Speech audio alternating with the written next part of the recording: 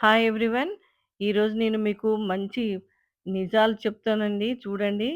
KPN పెద్ద షాప్‌లో తెచ్చాను. ఈ రాగులు గానీ, జొన్నలు గానీ, మీ ముందే ఇలా ప్యాకెట్ కట్ జేసి, పోసి చూస్తున్నాను. మనం డైరెక్ట్‌గా చేసుకొని, మనం దోసలు, ఇడ్లీలు ఏసేసుకుంటే మాత్రం చాలా డేంజర్ ఉంటుంది. ఇది మొత్తం క్లీన్ చేసి అమ్ముతున్నాం అని చెప్తున్నారు కదా వాళ్ళు. చూడండి మనం ఇలా కడిగి చూపెడుతున్నాను మీకు. మీరే చూడండి మీ కళ్ళతోటి. చూపెడుతున్నాను. ఈ వీడియో మొత్తం చూడండి. లేకపోతే మీరే నష్టపోతారు. చూడండి కొంచెం వాటర్ పోసి బాగా పిసికాను. చూడండి ఎంత మురికి వస్తుందో. అది ఒక్కసారి కాదండి ఎన్ని సార్లు వస్తుందో చూడండి మీరు. 2, 3 సార్లు అలా పోసినా గాని అది వస్తూనే ఉంది మురికి. ఎక్కడి నుంచి వస్తుందో అర్థం కావట్లేదు. మొత్తం కిందంతా పరిచి ఎండబెట్టి వాళ్ళు డైరెక్ట్‌గా అలా చేసి ప్యాక్ చేసేస్తారు. చూడండి ఇది రెండోసారి. నేను 3, 4 టైమ్స్ కడిగాను. మీ ముందే చూడండి.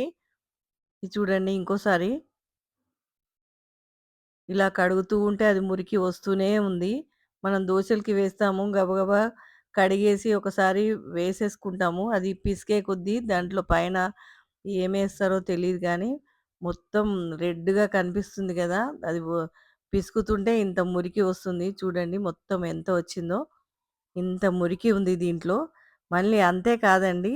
దీంట్లో ఇప్పుడు వాటర్ పోసి ఇలా గాలిచ్చినట్టు చేస్తున్నాను. చూడండి ఇలా కాలిస్తే ఏమొస్తుందో క్లియర్‌గా ఉందో, రాళ్ళున్నాయో తెలిసిపోతుంది. మీరెప్పుడు తెచ్చిన ప్యాకెట్లు కంపల్సరీగా ఇలా కడిగి, ఇలా చేసి పెట్టుకోవాలండి. లేకపోతే చాలా డేంజరు. పౌడర్ మీరు పిండి తెచ్చుకొని డైరెక్ట్‌గా గూడా దోసలు ఏసేసుకుంటున్నారు కదా! అది ఇంకా చాలా డేంజర్ అండి. అది ఏం కల్తీ ఉంటుందో ఏమో తెలీదు. ఇలా అయితే మనం ఇలా గాలిచ్చి చూస్తే చూడండి ఎంత ఇసుక వచ్చిందో. చూడండి మొత్తం ఇసుకే ఉంది. ఇది కిడ్నీలోకి వెళ్తే మొత్తం స్టోన్ పేరుకుపోతుంది. కిడ్నీలో రాళ్ళొస్తాయి. రాక ఏం చేస్తాయండి. ఇలా చేసేసి మళ్ళీ ఒకసారి మంచి వాటర్‌తో కడుగుతాను చూడండి. ఇంకా కింద మురికి వచ్చింది. చూడండి ఇప్పుడు మళ్ళీ నేను మంచి నీళ్ళు పోసి కడుగుతున్నాను. మీరు విసుక్కోకుండా చూడండి. సుత్తి పెడుతున్నా అనుకోకుండా. చూస్తే మీకే అర్థమవుతుంది. చూడండి ఇప్పుడు క్లియర్‌గా వచ్చాయి వాటరు. ఇలా అన్ని సార్లు కడిగేసి, గాలిచ్చి, ఇలా ఒక క్లాత్‌పై వేసుకొని, ఆరబోసుకొని ఎండలో చక్కగా అది ఎండేటట్టు పెట్టుకోవాలి. ఇలా నేను రాగులు, జొన్నలు కూడా ఇలాగే ఇదే పద్ధతిలో చేసుకున్నాను.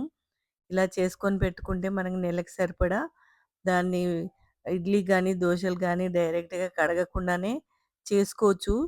ఇలా గింజల రూపంలో చేస్తే ఇంకా చాలా టైం పడుతుందంటే, ఇది ఎండిన తర్వాత కొద్దిగా మిక్సీలో వేసి కొంచెం రవ్వ రవ్వగా చేసి పెట్టుకుంటే, మీకు 3, 4 అవర్స్ నానితే సరిపోతుందండి. దోసలు, ఇడ్లీలు చక్కగా చేసుకోవచ్చు. చూడండి ఎంత చక్కగా మెరుస్తున్నాయో, చక్కగా మురికంతా పోయి ఎంత ఫ్రెష్‌గా ఉన్నాయో చూడండి. ఇలా రెడీ చేసి పెట్టుకున్న తర్వాతనే వాడండి. లేకపోతే మీకు ఆరోగ్యాలు పాడవుతాయి. మనం హెల్తీ అని తెచ్చేసుకొని తినేయడం కాదు. ఇలా క్లీన్ చేసి పెట్టుకునేవారే తినండి. లేకపోతే మానేయండి.